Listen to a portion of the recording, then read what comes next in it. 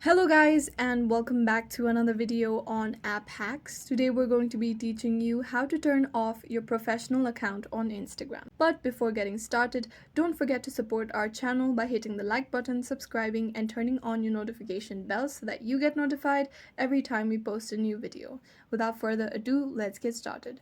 First, go ahead and open Instagram on your mobile and tap on the profile icon that appears on the bottom right corner of your screen. As you can see, my account has been set to a professional account. So to switch to a personal account, I'm going to go ahead and tap on the three-barred icon that appears on the top right corner of my screen. Go to settings and privacy. You'll be able to see creator and ad tools. Tap on it. Under this, you'll be able to see switch account type option. Tap on it. Now tap to switch to personal account.